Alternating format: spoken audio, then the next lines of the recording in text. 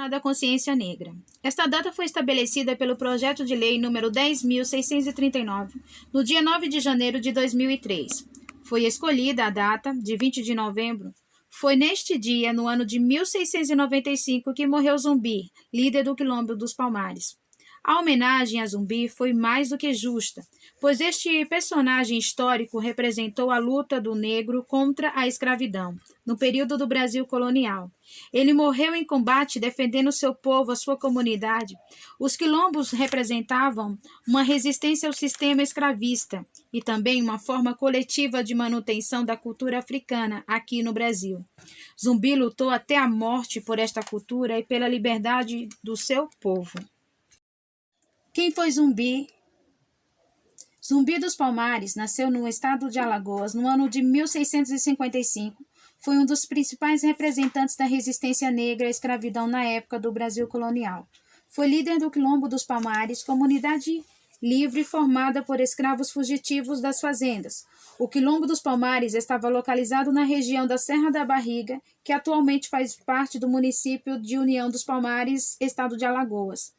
Na época em que Zumbi era líder, o Quilombo dos Palmares alcançou uma população de aproximadamente 30 mil habitantes. Nos quilombos, os negros viviam livres de acordo com sua cultura, produzindo tudo o que precisavam para viver. Embora tinha nascido livre, foi capturado quando tinha por volta de 7 anos de idade, entregue a um padre católico e recebeu o nome de batismo de Francisco. Aprendeu a língua portuguesa, a religião católica, chegando a ajudar o padre nas celebrações de missas, porém aos 15 anos de idade voltou para viver no Quilombo. No ano de 1675, o Quilombo é atacado por soldados portugueses. Zumbi ajuda na defesa e destaca-se como um dos grandes guerreiros. Após a batalha sangrenta, os soldados portugueses são obrigados a retirar-se para a cidade de Recife.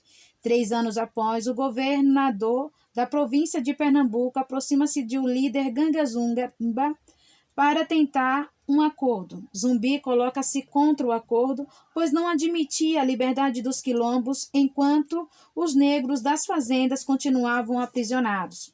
Em 1680, com 25 anos de idade, Zumbi torna-se líder do Quilombo dos Palmares, comandando a resistência contra as tropas do governo.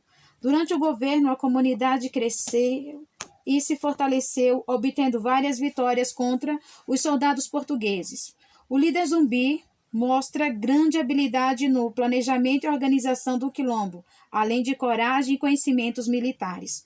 O bandeirante Domingo Jorge Velho organiza, no ano de 1694, um grande ataque ao Quilombo dos Palmares. Após uma intensa batalha, Macaco, a sede do Quilombo é totalmente destruída.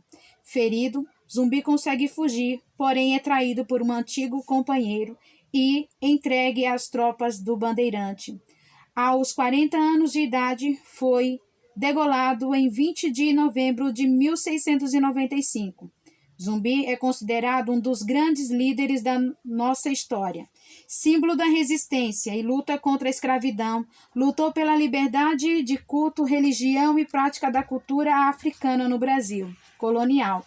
O dia de sua morte, 20 de novembro, é lembrado e comemorado em todo o território nacional como o Dia da Consciência Negra. O preconceito é criado a partir de crenças e superstições, que, por vez, sustentam ódio ou repúdio a determinado grupo. Sabe-se que a desigualdade no Brasil é enorme. Esse problema tem gerado diversos tipos de preconceitos que envolvem a cor, o gênero e a renda. Infelizmente, é comum ver atos discriminatórios no país, cujos resultados são diversos crimes de ódio e aversão.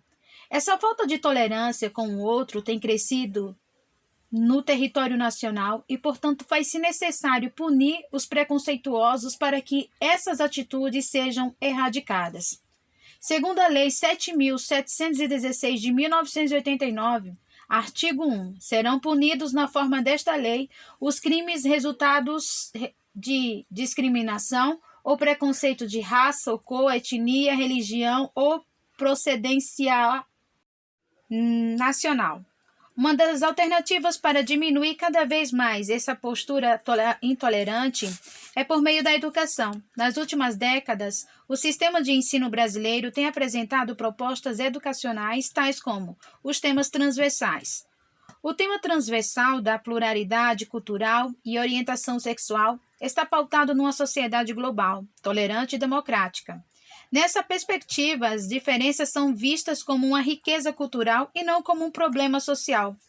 Igualmente, com a inclusão da história da África no currículo nacional, espera-se que as novas gerações valorizem a cultura e os afrodescendentes. Outras ações afirmativas são as cotas universitárias, que permite o acesso de negros e índios através de vagas especialmente destinadas para estes.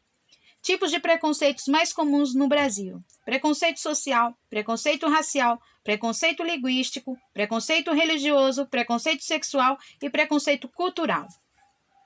Miscigenação do povo brasileiro. Pela sua formação histórica, o Brasil é um país miscigenado cultural e etnicamente.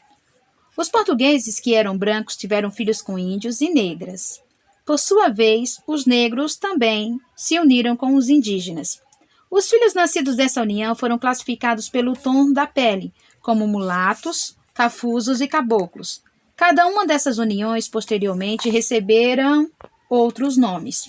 Isto gerou uma sociedade onde a cor da pele determinava o lugar que o indivíduo ocupava. O primeiro registro da palavra pardo pode ser encontrada na carta de Pero Vaz de Caminha,